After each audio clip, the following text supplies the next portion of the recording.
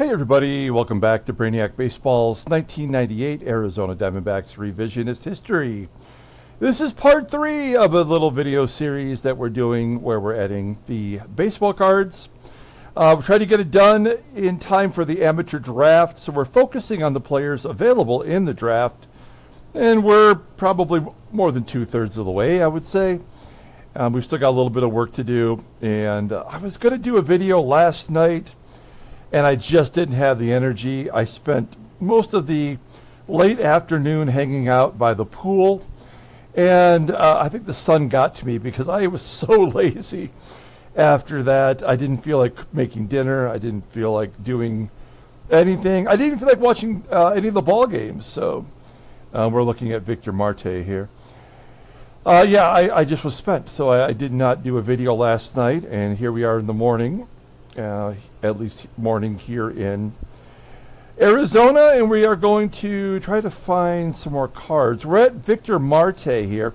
I just searched for him and he didn't show up at all, and yet there's a photograph of him on the Cardinals there. What are we missing? Did he only actually have 2 cards? I guess so. He might have been a late bloomer and therefore did not have any cards. So, all right, we'll skip him, and we might have to get through a few of these that we've already done. Angel Montano. Let's take a look here. Well, I couldn't have said that any more white than Angel Montano. Let's see if he has any cards. Montano. Now I said it like Luigi. No, he doesn't have any cards either. Okay. I mean, as we get closer to the bottom, we are pretty much getting to all the scrubs. And I've said it before in the other 2 videos, I do like the fact that the game does include players from other foreign leagues. And therefore, they're probably not going to have any cards. It's Carlos Avila, or Avila, from the 70s. But we are looking for a guy in the 90s, and there is none. Now there are like Japanese cards for their baseball league over there, and they're actually pretty nice. Unfortunately, Beckett, while they have them represented in their database, a lot of them don't have photographs, so that does make it a little more challenging doing what we're doing here. We almost have to scroll down for a Japanese league player that make it to the majors until they actually get to the major leagues. Looks like we do have a Mel Stocker Milwaukee Brewers card from 2008. And then we have some more of Finest. And that's all there is. Wow. You see, this is the kind of thing that just boggles my mind about baseball cards, is that Mel Stocker apparently did make it to the majors, and only one brand considered making a rookie card. You don't know that he's not going to become the next big thing, you know?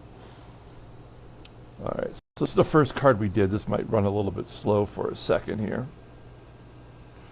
Yeah, turn on commissioner mode, and then we're going to add Stocker Mel from Tucson, right here where I'm from, or where I live. I wonder what if you went to I wonder if you went to Arizona University. Okay, Stocker Mel. Boom. I mean, that card is so dark you can't even see it. All right, moving on. Royce Ring we did. Macklemore. Don Kelly Burrows, Brazoban.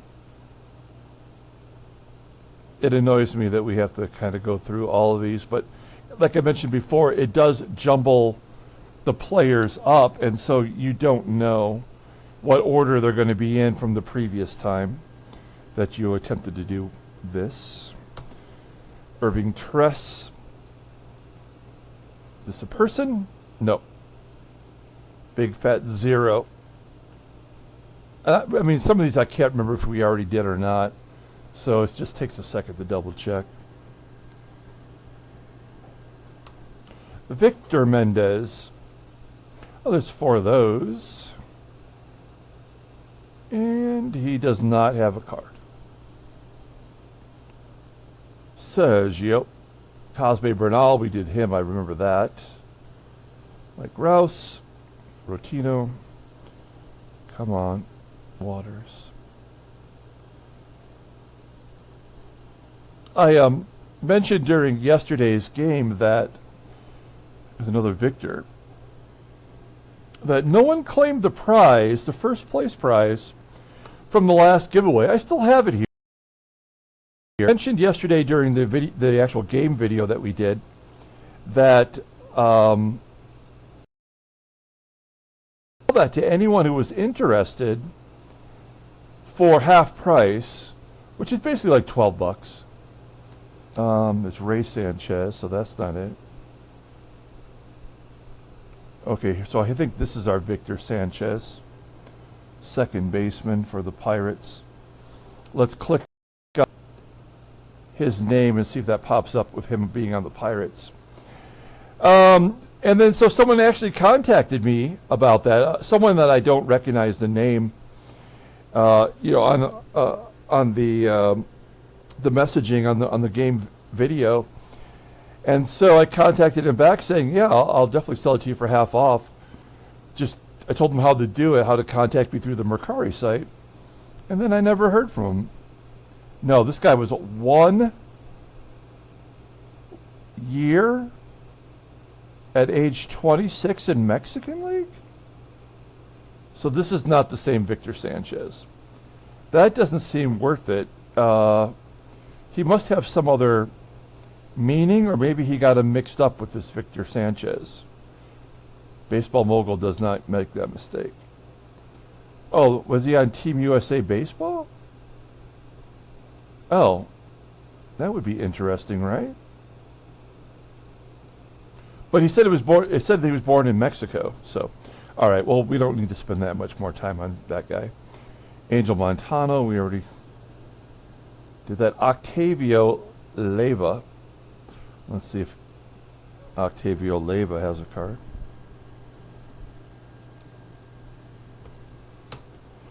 So I never heard from the guy. I haven't heard from him yet, anyway. But so the offer holds out there to anyone who may want to buy that Mike Schmidt card. I'll just make you a deal. It's not a big deal for me. Yeah. I'd rather have it go to one of you guys and have someone else buy it. But or if no one buys it, we'll make it a prize in the future. Julio Delgado, Carlos Avila. We already did him. Christian Armenta. Okay, here we go. Tommy Watkins. Now we got a guy. Speaking of having a guy, I was driving around today. I got a big old crack in my windshield. It happened like 4 months ago. And I did make an appointment with Safelite to get my windshield replaced, actually. I love these 52 cards. They look so good. So I guess that's what we're going to have to go with. That's what we will go with. So the day before I went to get my windshield replaced, I'd made an appointment. They called and canceled. And so then I'm like, well, I just don't know when I'll have time. And I just kind of, there's no big deal. And then today I'm out driving and I get a damn crack in the windshield on the other side on the driver's side. It was so small, and then within 10 minutes, it was, about 6 or 7 inches. Only thing I can hope for is that perhaps it just curls down and away. I just don't want to go get I just don't want to waste a day doing that crap. And I know Safelite will come to me, so maybe, I don't know if that's an extra cost or not, but my car insurance doesn't even cover it. I got to pay for it myself. That blows. There's Mel Stalker. Luis Mazza. Let's see if he has a card. So I am still going to play a game today. Obviously, I'm doing this before game day even gets loaded up. I got to do all the pregame work. It's perfect. Oh, there's Freddie chiming in. Not Joe Lewis, Jim Lewis. my friend Jim Lewis. That was the story. I have, I've led a pretty interesting life. Maybe not to others, but to myself. I did for a while work for Hollywood Video back in the video rental days. And every year they would send us to Las Vegas, and they would have guest speakers like movie stars and directors, and they'd give us a live concert from like a popular band. That's cool. And so this one year, I want to say it was 1998. I can't remember if it was 97 or 98. No, it was 99, because it was the year that the Blair Witch Project came out, because the Blair Witch Project directors were there. I got to meet, they're co-directors of that movie, and we got to meet them. And anyway, so that year, they had Huey Lewis in the News giving us a live concert at the MGM Grand. And so I'm standing there, I'm watching the concert. It's in like an auditorium, so there's no seating. You just sort of stand almost on the stage where they are standing. Oh, Jack Hanahan from the Tigers. That's cool. I kind of like this chrome one better. And there's a cool upper deck one too. I guess we go with the 52 since that's the best looking one. So I like Huey Lewis, but he's pretty much washed up by then, right? We're talking about 99, and his heyday was in the 80s. So yeah, that's why I'm sure he was doing a concert for Hollywood Video employees. And so I'm like, okay, I need to get a break and get away from the concert. So I go to walk out of the auditorium, and in the corner, by the exit door, a shadowy, imposing-looking figure, and I'm like, the person looked familiar, but I couldn't quite get a glimpse of him. And as I'm walking closer, I see his eyes, and we lock eyes, and I'm like, holy shit! I couldn't believe it. Standing there in the corner was none other than John Voight, who's now a total dingbat, right? I mean, the guy's mentally unstable, and that's too bad. But he's just standing there in the corner, watching the concert. So I'm assuming he was like a greeter, at the MGM Grand, like they hire sometimes celebrities whose careers are on the downslope, and he kind of was on the downslope. Like he had done. In 96, he did Mission Impossible. That was a good get in a minor role. And then, like in 97, he did Anaconda. And that was kind of like the beginning of the end for a while for him. So this is, like I said, like 99. I'm not sure what he was doing around that period, but probably trying to make a few bucks at the MGM Grand as a greeter. And there he was standing in the corner. So he sees that I recognize him, and in the most gracious way, I walk up to him like a maniac, and I said, "Hey, Mr. Voight, you having a good time?" And I put my hand out to shake his hand, and he clasps both of his hands around mine, and he said, "I'm having a great time. How are you?" And so he was obviously a professional greeter, and he was so big, his hands were so huge, and I was just like a little kid. I was just like, I don't even know what I said. But he couldn't have been any nicer to me, and I will always have a good thing to say about him, regardless of how off the rails he is now. But yeah, John Voight, Midnight Cowboy, and what was the train movie he did? That movie was great. And a lot of good stuff, really. He's a great actor. Let's do this blue one here for Justin Christian. So yeah, that kind of made my day. 910. You know, and if you're not familiar with John Voight is Angelina Jolie's father. And I think Angelina Jolie was just kind of getting started around that time. Like her popularity was just kind of beginning. Like she was doing Gone in 60 Seconds, and I don't think she was really headlining anything quite yet. She was in Hackers, and I'm a big movie guy, at least from that era. Like I probably couldn't tell you very much about what's coming out this year, but during that period, working at a movie video place, and probably going to the movies at least once a week, every week. Yeah, so I mean that was a big thing. Craig Brazel. This is an actual person who played. There's his rookie card. The RC designates rookie card, and the SER is his serial number. It's a print run to 1500, and it's absolute memorabilia, which is a style that I liked so much more back then than I do now. Now it's kind of like a cheap brand. I like this blue one to 100. There's an autograph one, and then he's also got the bazooka cards. Those were the cheap ones back in the day.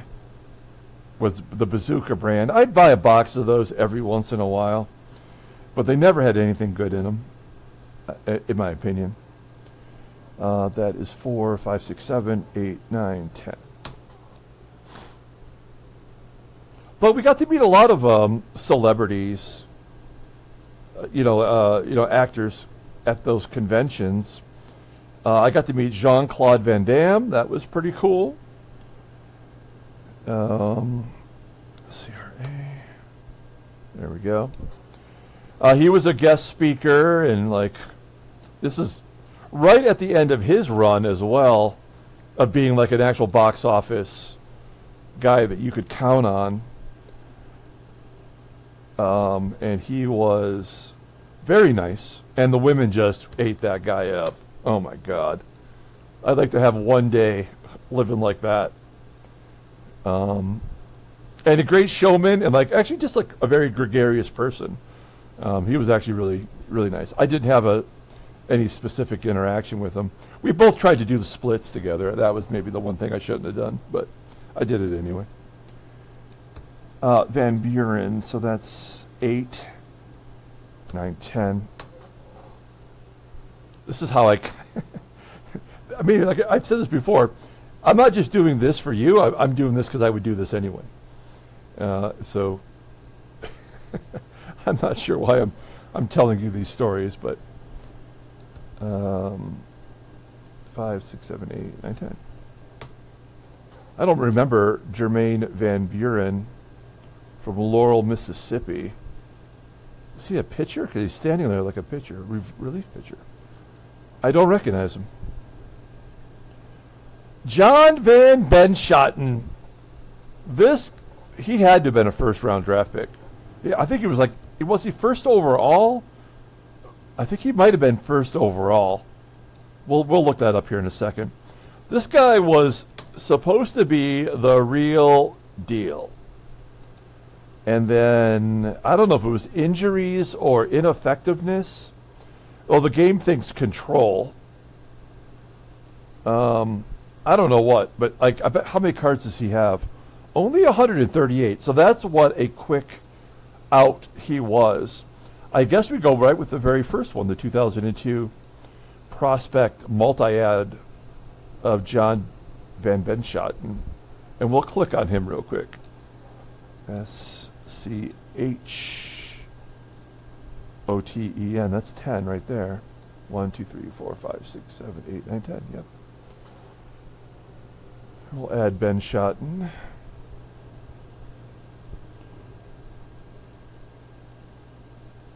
I don't think he was a guy that I ever tried to specifically go collect. There we go. 'Cause every once in a while, I can remember back in the late 80s when Greg Jeffries was a big deal, a big young player. And we'd go to the store and buy his rookie cards, for $7, $8, $10, $12. And then, first round, 8th overall to Kent State. I don't know if you guys remember this guy or not, but like legit huge prospect. 2-13 with a 9.20 ERA. So certainly ineffective. There's his 3 years. Oh my gosh, talk about a guy make it. Walks? Yeah, more walks than strikeouts. That's a baseball mogul player right there. I'm sorry for doing this. I want to see what it says in his wiki, his baseball wiki. I'm not going to read the whole thing if it's big. I just want to read what happened to him. Maybe you're curious too. Oh, is it not going to have anything? Oh God, it's got everything. So was a top power hitter in college baseball, but converted to pitching when he became a pro. He led Division I in home runs. Arm injuries plagued him, making him miss almost the entire 2005-06 season. Well, that's 2 years. You can't have, unless that was college, I guess. Kent State, blah, blah, blah, minors, injuries. Extensive right shoulder surgery, and then a rotator cuff. And they had shoulder surgery again on his left shoulder. Did not pitch at all. Went 5 2/3 with no-hit ball in his comeback. There's the comeback.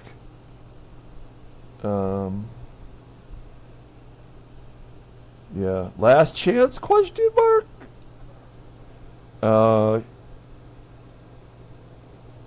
Yeah, I mean, it's just all injuries. He holds a record for the most innings pitched in a career in which the number of earned runs he gave up was greater than the number of innings pitched. He pitched 90 innings and gave up 92 earned runs. See, that's why we do this. I did not know that. That is fascinating. Oh, man. Let's check that out in his totals. Now, he gave up 100 runs in 90 innings. 92 of them were earned. Oh, man. That is a bummer. I would not be putting that on my resume. Okay, well, shit.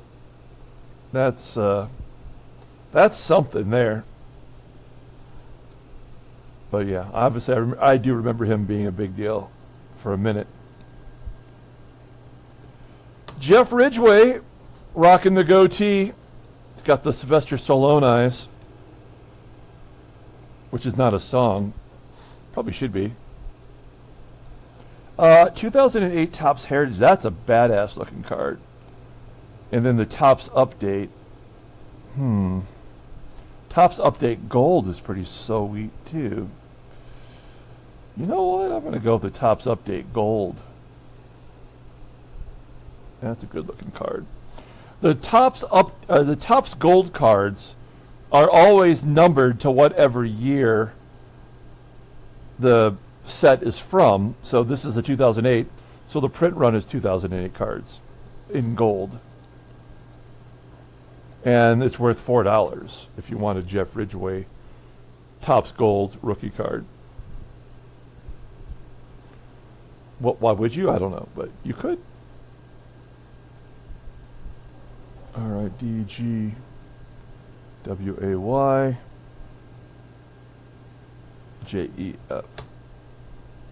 Was I talking and fucked it up?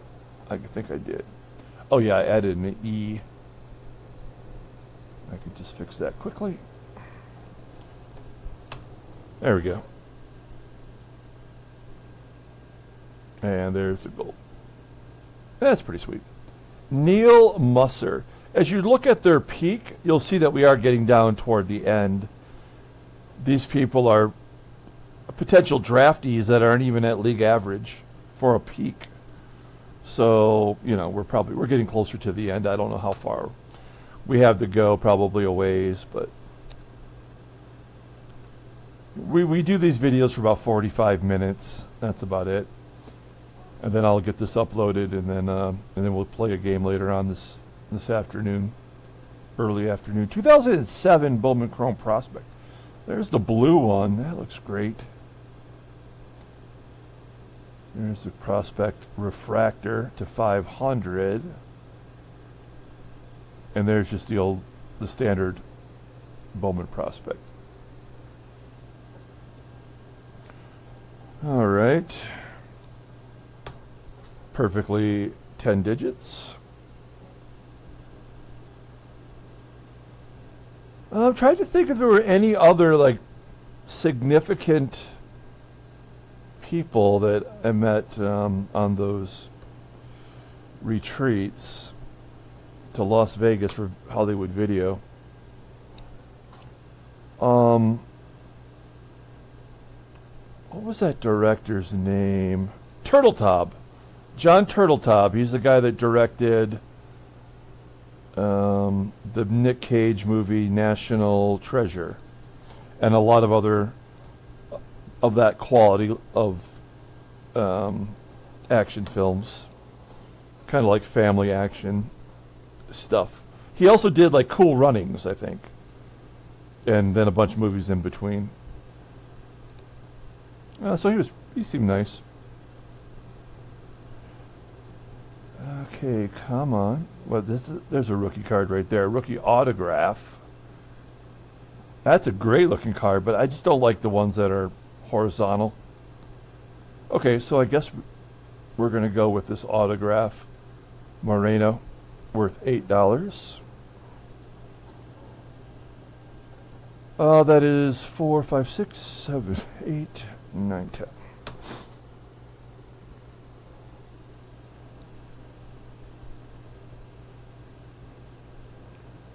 All right.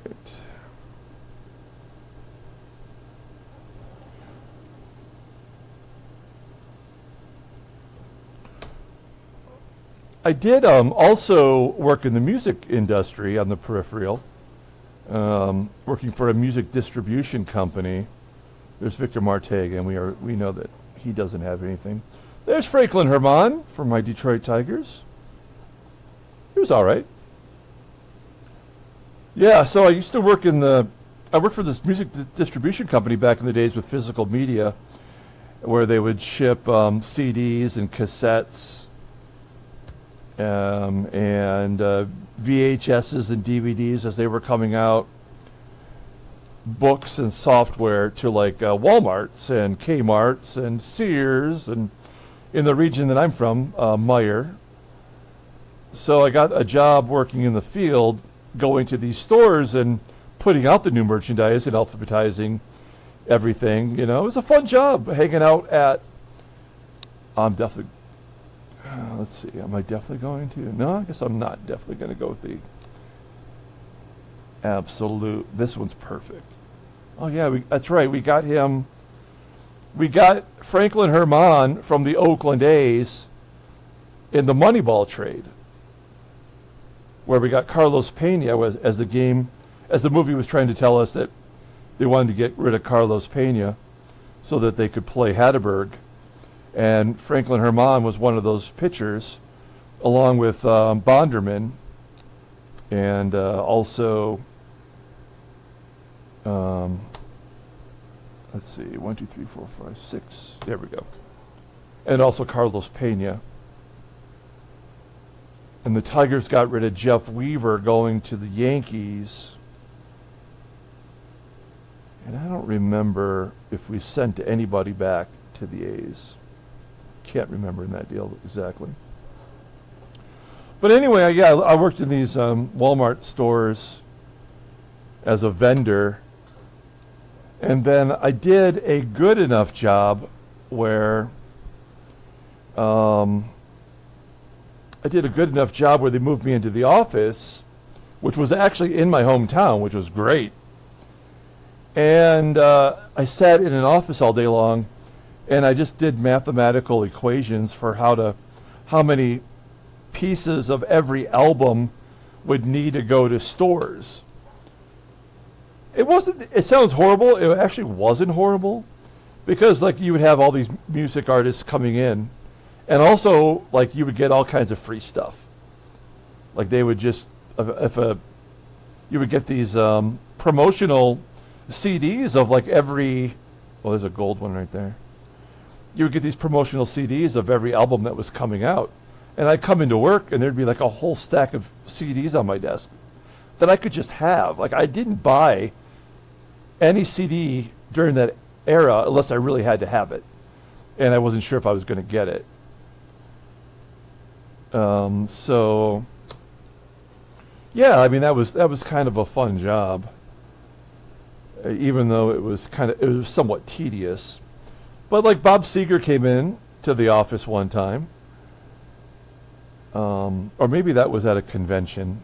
That actually may have been at a convention now that I think about it. But nonetheless, super nice guy. Walked right down the row, said thank you to every single person that was there. I mean, that's probably not a surprise. I think he's got a reputation for being a great person. And then get free tickets to any concert, just about any concert I wanted. Like there might only be a couple sets of tickets available, and it's first come first serve. But if like the higher up corporate people want them, then like you're shit out of luck. You're not going to get it. I wanted to go to Nine Inch Nails, David Bowie, when they were touring together, Francisco del Rosario, and there's nothing that shows up. Is he known for a different name? Let's find out. What does it say here? Francisco Rosario. So the del, we got to drop that del. All right. That's why you got to double check those things. If you're someone like myself, you want to get it right. So yeah, okay, here we go. Perfect. Here we go. So yeah, so I mean, of course I couldn't get those tickets because somebody else wanted them. But the same night, there was this British band that I really liked during that era that was playing at St. Andrews Hall. So I ended up, going to see a second option, which actually turned out to be great. A lot more fun, really, being like in the front row, kind of thing at a little smaller venue. Oh, I like that card. Let's go with that one. And then we'll fix the name in here too. I wonder where the del came from. 4, 5, 6, 7, 8, 9, 10.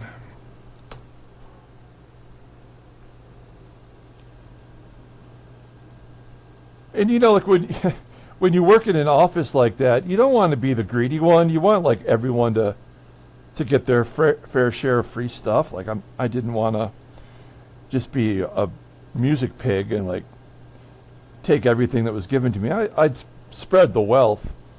But then I was also like, well, if it's a concert I want to go to, you should really give me the tickets. But that just that didn't work out sometimes.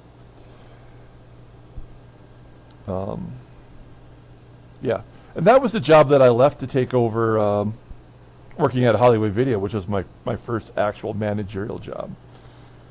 First job of any real responsibility. And then the rest is history.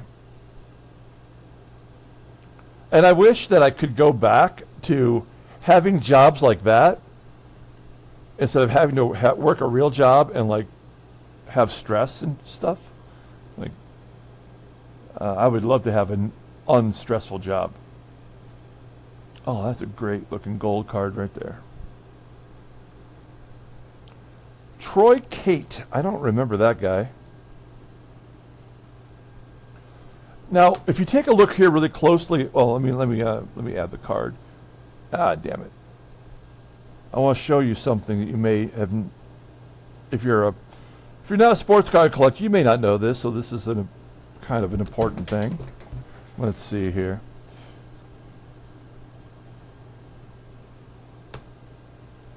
So if you see up here in the corner, it says rookie card.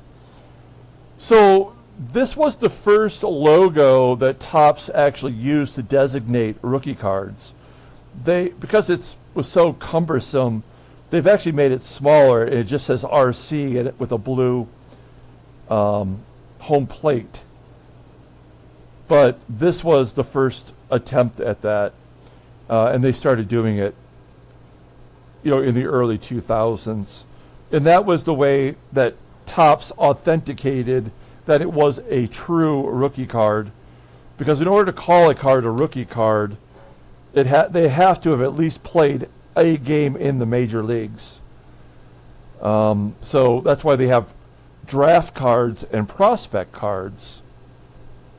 Here's Jung Bong, who was supposed to be a big deal. He was part of that Braves rotation there at the end of the 90s that they thought he would take over, for all of the Hall of Famers that were eventually leaving.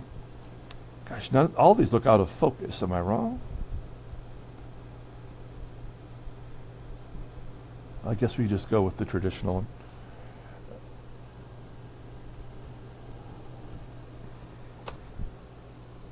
All right, Bong. I had this girl from Brazil that worked for me, and her last name was Boing. Just the way you would spell it, B-O-I-N-G. Boing. All right, let's see. TJ Beam.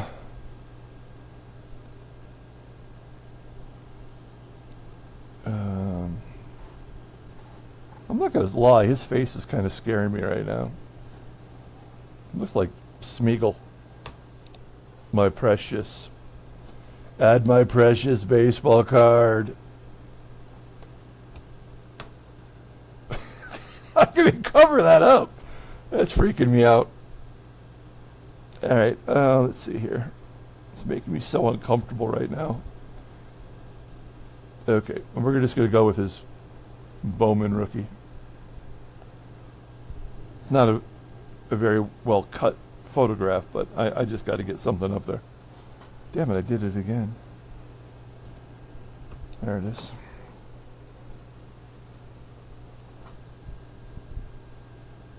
Yikes. I do not remember this guy. I think that image is going to haunt me the rest of my life. I'll never get it out of my brain. Okay. See, he looks kind of normal there. Just unphotogenic. Rainer Laya, maybe. Rainer. I definitely don't know who this is. Does he have a card? Yes, he has 3. Minor league cards and no photos.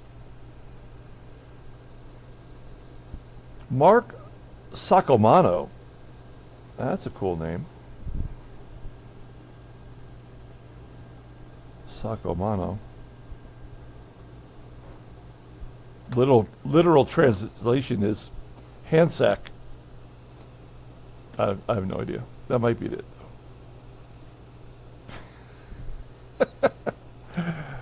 though. Okay, so this is his first card. Sacomano.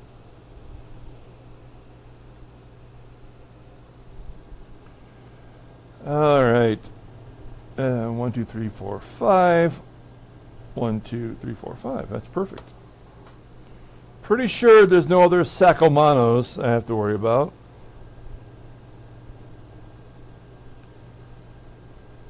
Sacomano.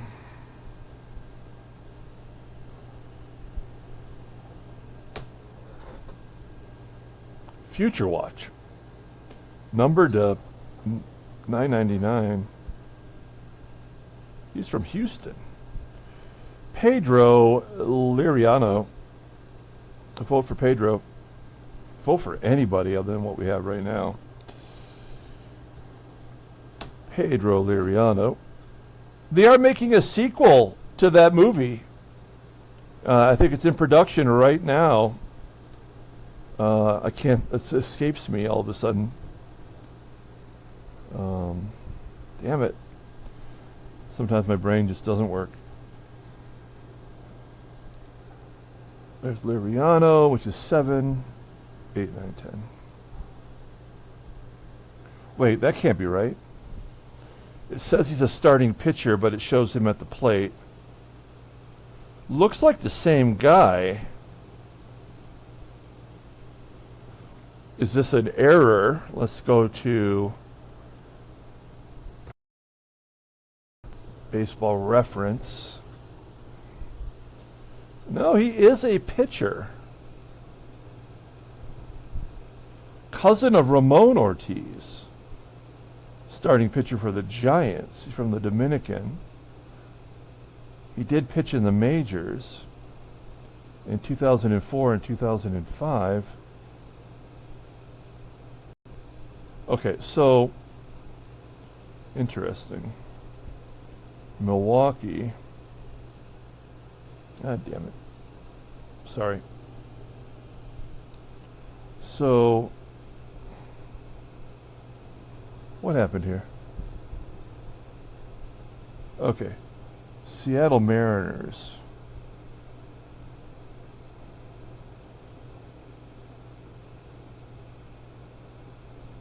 Is there two different? There's the Milwaukee Brewers, and he's pitching.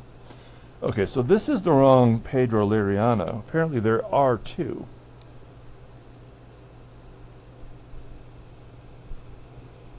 And this is his rookie card.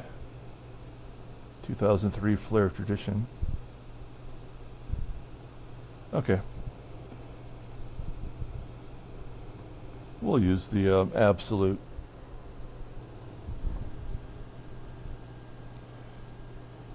All right.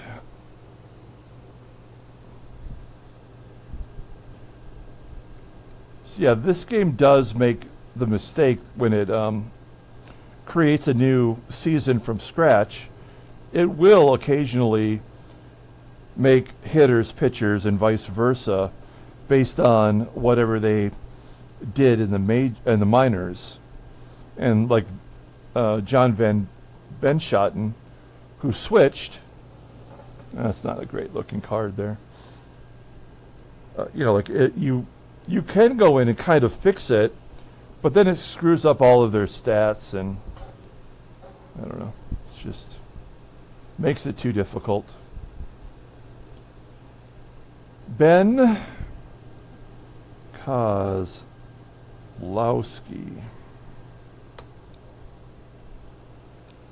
Let's take a look at Ben. 70 cards. 2002 was his rookie. Donruss. Oh, that's a nice silver autograph. Worth $10. Tributes. Donruss Elite. The Donruss Elite cards are sweet. They're numbered now, but they weren't. They're numbered then. They're not numbered now. They're just. Oh wow! Look at this Dodgers Donruss throwback. That's pretty cool too. It's only 75 cents, but the studio cards. I'm spending too much time on this, but I kind of want to look at the. And then it's 2003. Let's go with the Elite. Kozlowski. 4, 5, 6, 7, 8, 9, 10. I can't remember if I ever told this story or not, but I was a DJ at my college radio station my freshman year, and the outgoing senior who was the station manager just did not want to do the job anymore, right? He had a lot going on, graduating, and because I was the most annoying and dedicated person that was volunteering there, he's like, "Do you want to be the station manager?" I was like, sure. Like, what do I have to do? And and it's basically just opening and closing the building. It was a separate building right across the street from the only bar in the city. I went to Ferris State University up in Big Rapids, Michigan. So they had one bar called the Alibi, and my radio station was right across the street from it. Oh, another one of these 52s. So we'll use that. And so, it was a pretty easy job. I mean, it wasn't that big of a deal. And everything was on vinyl, so all the songs we played were, we had to queue up and all that stuff. I didn't know any better. Like, it was just the way it was. And so the other responsibilities that the station manager had was to do the halftime shows, announce them for the women's basketball games. And so I would have to go down there and like pump up the crowd. It was actually pretty stupid because like we were not very good at sports back then. Now we've won a bunch of Division II championships in basketball and football. Having said that, though, the one great thing that I got to do was Eddie Money, who was at the end of his career, and it was kind of just playing the hits. This would have been like 1990. He came and did a concert at Ferris State, and I got to interview him for the college radio station. Like I just recorded it and then played it. And I don't have that tape anymore, but I will tell you that I was over-prepared as a 19-year-old? I guess I would have been 19.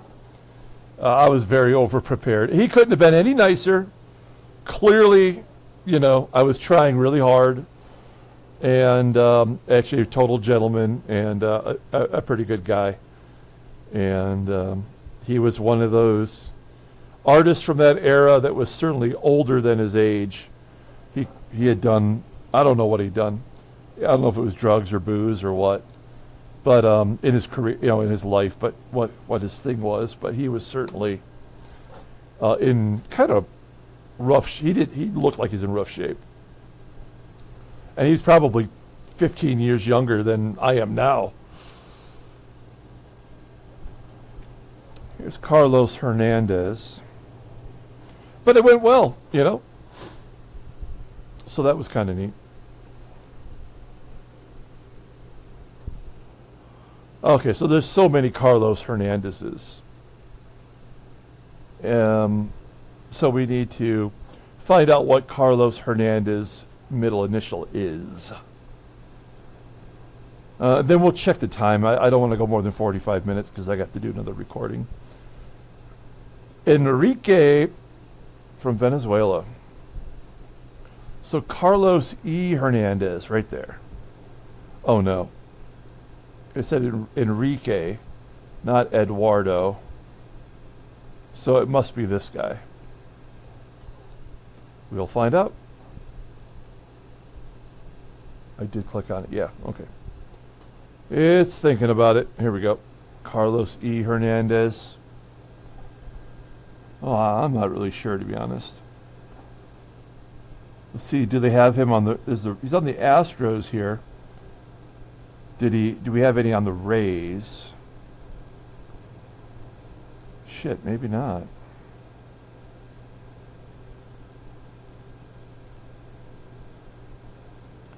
Okay, did he play for the Astros? Yes, okay, good. In fact, he never played for the Rays. 7-5 with a 4.38 ERA in 2002. 21 starts. Then he got injured, and he was never the same. Okay. Well, we can work with that. So the 2000 Bowman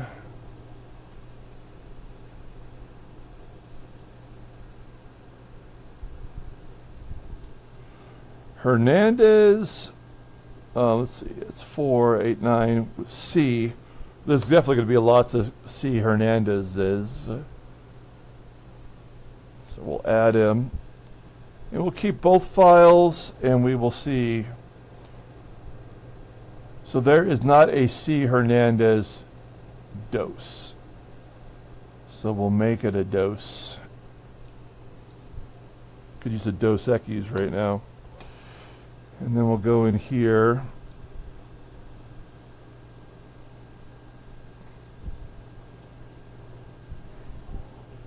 Hernandez C2. Boom. All right. Let's take a look at the time of the recording. Where we at? Oh, 50 minutes. I'm sorry. That's longer than I wanted to go. Okay, so we're going to wrap up this session. Let's see. Is there a way we can tell where we're at on this list of 1,000? Carlos Hernandez, Sacamano. Okay, so we're at Justin Hampson and then all the way through. If I have time tonight, maybe we wrap this up in another video. It's going to be tough to... we'll see. We'll play it by ear. Okay, that'll do it. Thanks for watching, guys. Like and or subscribe to the channel. And we'll be back in a little bit with another video of our baseball sim. Until then, everyone, have a good day.